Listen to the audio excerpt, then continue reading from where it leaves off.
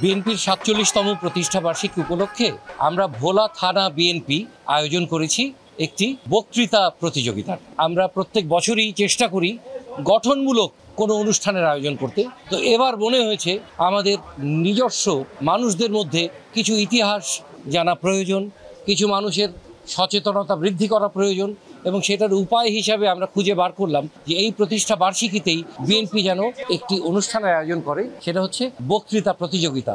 এবং এর ফলে তাদের নিজস্ব গুণাগুণ যেমনি করে সমৃদ্ধি লাভ করতে পারে, তেমনি করে তাদের জানার পরিসর, তাদের কিছুটা জ্ঞানের পরিসর আরও বাড়তে পারে বলে আমরা মনে করি।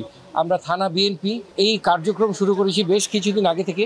15টি ইউনিয়ন থেকে এবং সদর পৌর থেকে আমরা বাছাই করেছি 40 জন, হ্যাঁ, এবং কলেজ শাখা থেকে মোট 40 জন প্রতিযোগীকে আমরা সিলেক্ট করেছি, এবং তারাই আজকে এখানে উপস্থিত। তারাই একটা সুন্দর সন্ধ্যা আমাদের উপহার দিচ্ছেন, এবং আমরা অভিভূত, আমরা আনন্দিত আজকের এই সন্ধ্যাটা অতিক্রম করতে পেরে। আমি স্মরণ করতে চাই এই যাবৎকালে 1978 সালে বাংলাদেশের বিএনপির প্রতিষ্ঠাতা মরহুম প্রেসিডেন্ট জিয়াউর রহমানকে।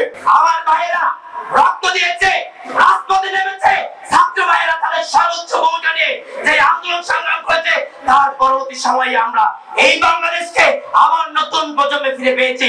আপনার প্রিয় কাপড়ের যত্নে এলো এনজাইম সমৃদ্ধ Arik silver wash detergent powder 500 গ্রাম মাত্র 70 টাকা। প্রিমার্ক।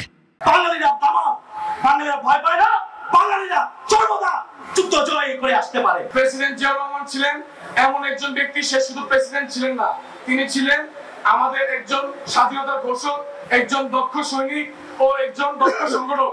শৈশব থেকে জিয়াউর রহমান ছিলেন মজলুম ও মেহনতি মানুষের সুখ দুঃখ বেদনা বোঝার একজন রূপকার। বাংলাদেশের হিন্দু, বৌদ্ধ, খ্রিস্টান যত জাতির মানুষ আছে সকলকে নিয়ে এই বাংলাদেশে রাজনীতি করার অধিকার শহীদ রাষ্ট্রপতি জিয়াউর রহমান দিয়েছে। 1971 সালের 26শে মার্চ চট্টগ্রাম কালুরঘাট বেতার কেন্দ্র থেকে তিনি স্বাধীনতার ঘোষণাপত্র পাঠ করেন। তারই ধারাবাহিকতায় এদেশের বাঙালি সাধারণ জনগণ রাস্তায় নেমে আসেন।